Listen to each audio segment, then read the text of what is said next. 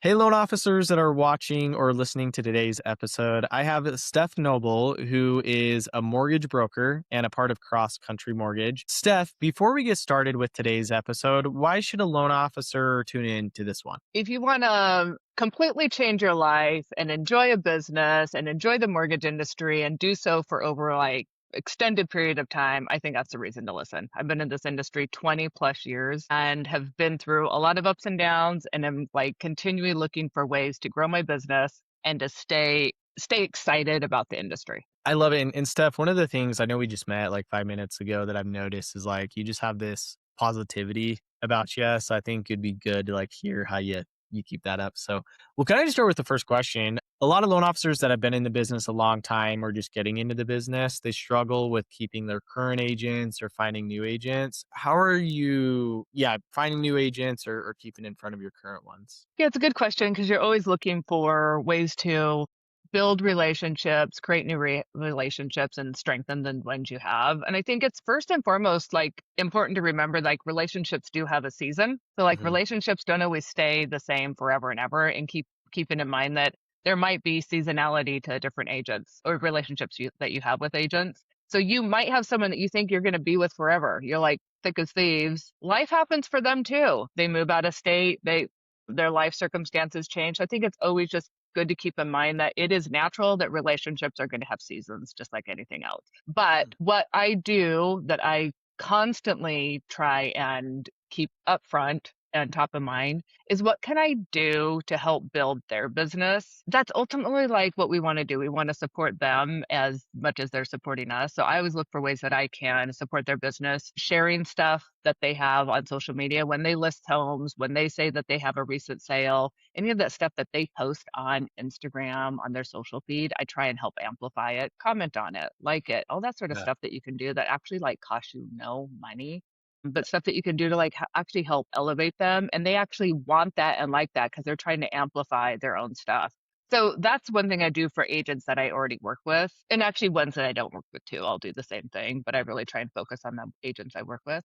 But to get new agents, I'm not one of those people that likes to cold call people. I don't Hmm. like being cold called, but I'm sitting there in front of my phone, just like everyone else on the Instagram feed, and I will put content out there because I know that if I'm showing up in their Instagram feed, that they're going to get some familiarity with me.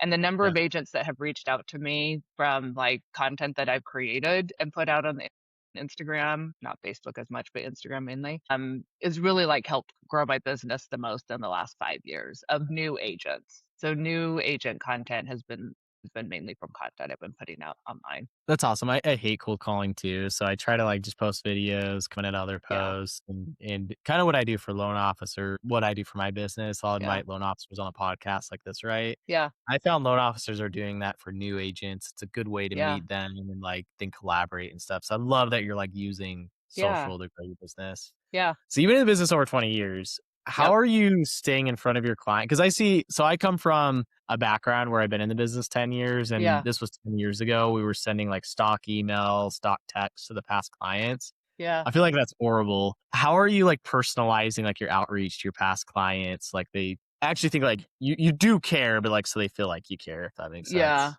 Well, I have started, I mean, I know you said sending stock stuff is kind of not that great. What I've started doing is doing a newsletter that shares things that Mm. I think are of interest to them, like homes that have sold. Everyone kind of has a little bit of house envy or house interest. And so we try and highlight a house that we have personally been involved with recently. We also Yeah. input some information about our personal life, just a little bit. We're not doing recipes, here's the recipe of the month, but there's Yeah. oh, we traveled here this week. Hit me up if you ever want to get information about, we have a place in Palm Springs. If you want information about our Yeah. things to do when you go to Palm Springs, California. So we try and make things a little bit personal because I don't know about you, but when I first heard about a mortgage broker, I was like, what even is that? What is their job? What's in it for them? Why would I want to Yeah. talk to them? This is truly someone, they want to look at my income, assets, credit, and all that sort of stuff. No, thank you.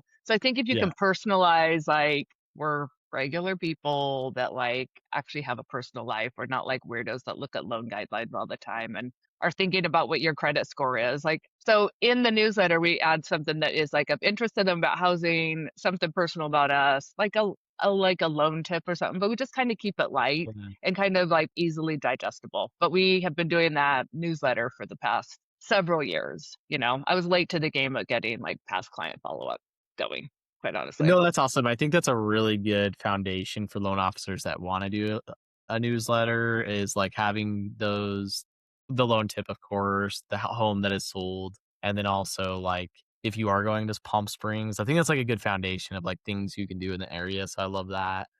Um, yeah, I think it's a really great thing. Are you doing anything, and I should have looked more at your Instagram, like, video content wise? Like, is that, like, a main focus of yours? It is. Like And again, several years ago, started doing kind of a traditional format where I actually have someone come in and on one day we'll knock out a mhm, few videos. But I think transparently, they're not as effective as someone just grabbing their phone and being like, hey, um, I just helped close a loan. It was super exciting. It was a first time home buyer.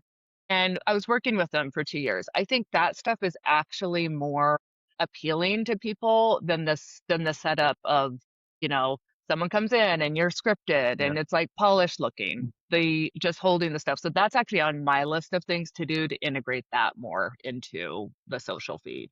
Because it's what I want to watch too. I mean, I always think about Yeah. like as I'm scrolling through, it's like what caught my eye, what made me stop, what made me watch someone's video, and I try and implement that. It's not, I don't stop for the ones that are the stock photos like what I'm doing right now, or the stock setups as much, you Yeah. know? Yeah, I agree 100%. So I might make some people mad in the industry, but when I first got in the industry, I was telling LOs to record video, and it was Yeah, just, like, literally just captions and subtitles, right? yeah, Then we went during that phase, during right before COVID and after, where, like, you wanted, like, the B-roll footage, the crazy animations, like, the crazy edits. I've been purposely editing my loan officers' videos to just be subtitles and, like, edit out, like, the awkward pauses and filler uh-huh, words. yeah. Been getting way better results, and I think it's because when someone, even me, I see a video that has, like, this crazy animation, I'm like, "Okay, that they're just promoting something, next video," Yeah, right? So, yeah. I think so too, it will work better, so I'm excited to see how that does for you. Well, and I think it's a mix, and for myself, I can be camera shy. I'm like, "Oh, I don't feel camera ready," whatever, whatever. But I think the Yeah, reality is like you see people on video all the time and you're not thinking about what they're looking at or what they look like, and you're more like, "Oh, that was really rad. Wow, they just helped someone close." I mean, that how successful, how amazing, how cool that someone is a first-time home buyer. Like I just helped someone, they were like first generation to own a home and they bought it with their parents and they're living yeah. in this duplex. I mean, how cool is that story? Did I video it? No. Should I? Yes. Yes, and you can collaborate with them and Yes. get in And their followers, or not yeah. even collaborate with them, just tell the story. Yeah, Because I think like the less you create the friction, like the more you're like, I need to set a time with them and I need to have someone. I need to, I think that is where it makes it hard to actually execute on something, whereas you're like, it's top of mind. I'm ready. I'm thinking about these people. They just closed. I'm going to do a video on it.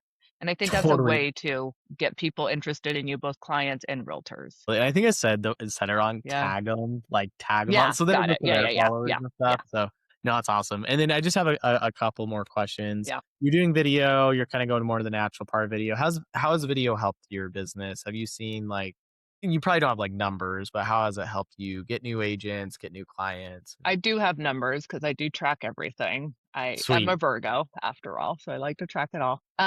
Yes. It's been astounding how much it has changed leads that we get that are not already attached to realtors or past clients. And what that tells me is that means there's people that don't know me already that are willing to reach out. But I think the thing that's harder to track is how many times you've shown up for people that you already know and already would think of you, but just think of you more often because you're showing up in the feed. So Yeah. I use the fact that people that don't know me are reaching out is telling me that probably people that already know me are I'm staying more top of mind for them too. Does that Yeah. make sense? That makes sense, yeah. Yeah. No, that's Yeah. awesome. I think it's a good answer, yeah, on there, and just one last question. What's, like, the best place if there are loan officers that just wanna, like, connect with you, see what you're doing? Like, what are the best platforms to follow you on? How can they get in contact with you? Instagram is probably the best place. Yeah. Yep. Yeah, I messaged you through Instagram. For whatever reason, Yeah. I went to your LinkedIn. It's just by habit, but I should have looked more at your Instagram for this. It's Yeah. funny. Yeah, Yeah. okay. So follow Steph on Instagram. What's your handle again? Just so if they're Steph listening, they can Noble find you. dot mortgage. Steph Noble Mortgage. Okay. Yeah. Hey, Steph, awesome. Thanks for hopping on. I Yeah. love that you're doing video. I feel like it's really good to talk about that for LOs and like newsletters. I'll see you guys next week. And thanks again, Steph. Thanks for your time.